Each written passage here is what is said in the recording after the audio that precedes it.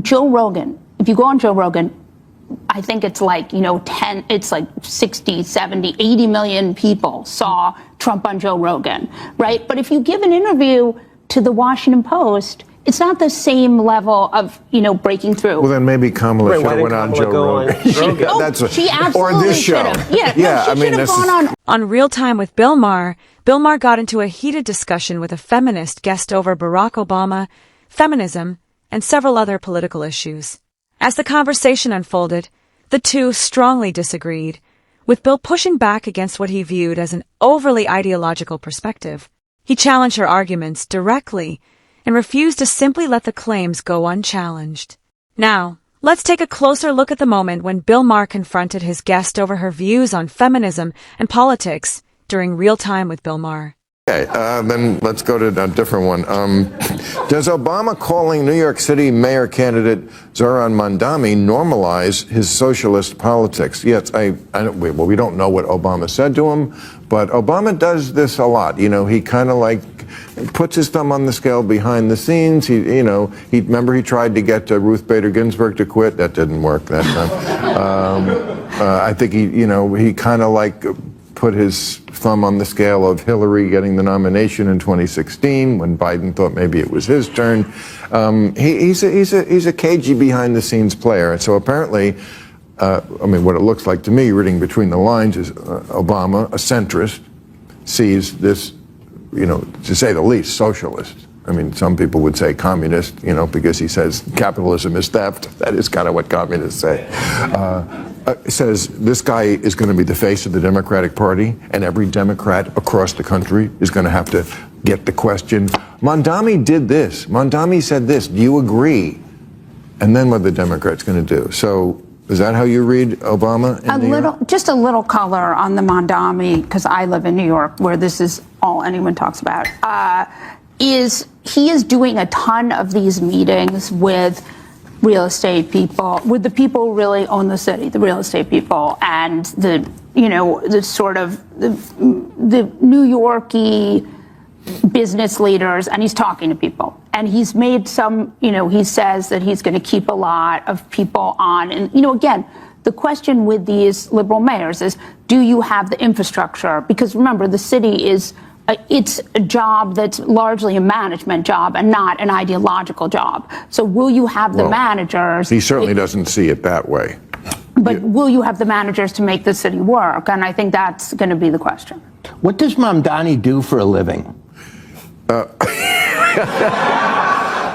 Good question, but not a question that you couldn't ask for a lot of people running for office. True. Most of them are lawyers, though. Yeah, he was a city councilman. He's doing the normal thing that you go to the mayor's position from another position in city government. Right. That's what Cuomo is making a big stink about, the fact that he has a not a rent-free, but a rent-controlled apartment. Yeah. And rent stabilized. Rent stabilized, yeah. which is, I like Andrew, but what a bullshit issue. He's saying, your parents are rich. Okay, who says, my parents are going to pay my rent? He's 33 years old. The parents have nothing to do with it. His parent could be Bill Gates. Well, also, Cuomo hasn't lived in New York. He just recently moved back into the city. Right, but he's a New Yorker. He's living in the country. Okay, but he was the governor. They give them a mansion in Albany. I don't think he's unqualified to run the city of New York. I think he's rather familiar with New York. Andrew Cuomo. Eric Adams is living in New Jersey. Yeah, so. Well, he was living in New Jersey, but now he never lives gave in up that Gracie apartment. Mansion. Yeah, he didn't. That's weird. That's another thing. Wow. That's worse than the turkey. Okay. I read this today. By the way, I don't think we need to criticize Mamdani simply because he lives in a rent-controlled or rent-stabilized apartment. That detail isn't really the important part. What matters, in Bill's view, is the political platform he supports and whether those ideas are realistic. He argues that someone promoting socialism shouldn't be placed in charge of a city, state, or country. But instead of searching for personal details like where he lives, Bill believes people should focus on what Mamdani is actually proposing and saying. And when you look at some of his promises, the problems become much easier to see. He made major commitments to voters and fellow socialists, Yet some of those promises now appear much harder to deliver. For example, he previously talked about making public transportation free for everyone, but later acknowledged that he couldn't simply make that happen. And that's the bigger issue Bill was pointing toward. Political candidates from every side can make ambitious promises during campaigns, but once they are in office, reality can make those promises far more difficult to fulfill. Republicans do it, Democrats do it, and socialists can do it too. The pattern is simple. Voters are often presented with plans that sound incredibly appealing, but when the time comes to actually put them into practice, the details and costs become much harder to ignore. That's why Bill sees these promises as a recurring political joke.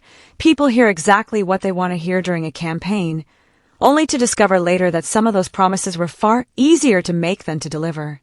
Mifepristone? Mifepristone. Thank you. This is the birth control pill? It's actually an abortion pill. Abortion pill. Yeah. And they said lack of demand. That's why they're not going to sell it anymore. Now, Costco, isn't that where you buy things in bulk?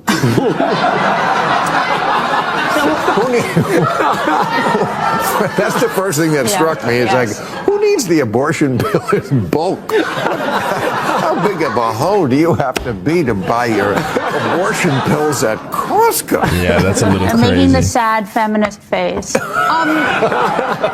But okay, so two things about mifepristone. Yes.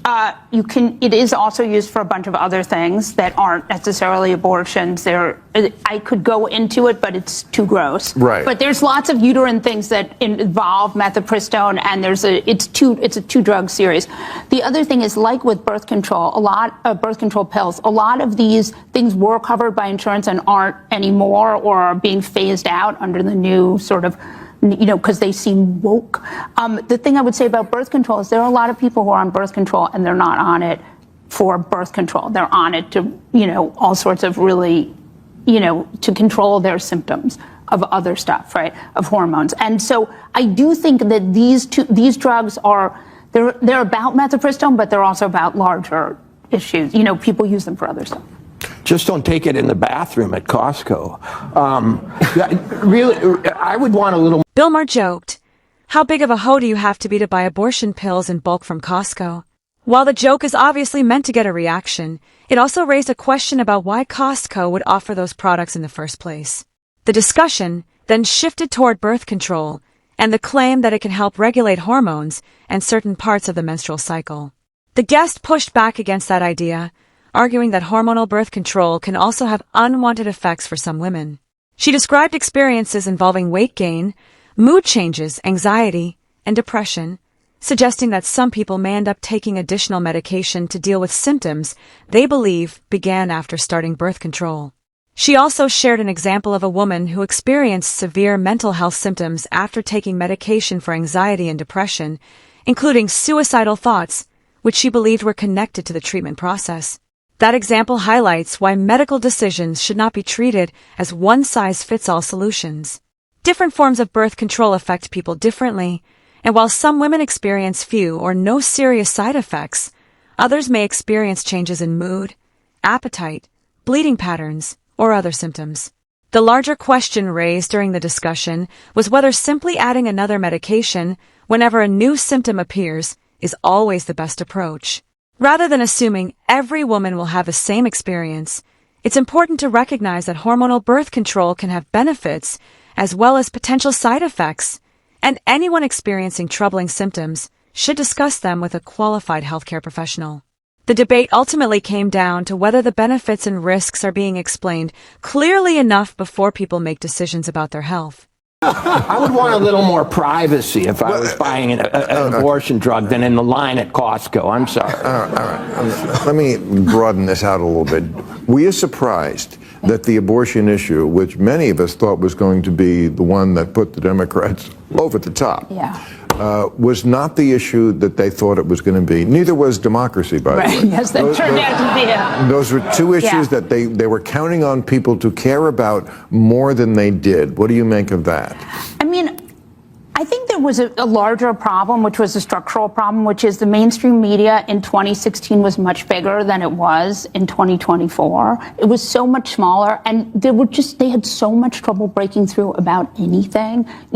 I mean, Joe Rogan if you go on Joe Rogan, I think it's like, it's like 60, 70, 80 million people saw Trump on Joe Rogan, right? But if you give an interview to the Washington Post, it's not the same level of, breaking through. Well, then maybe Kamala should have went on Joe Rogan. She absolutely or this show. should have. Yeah, I mean, this is gone on, my point. And I think Bill Maher argued that Joe Rogan was right to set the terms for his own interview.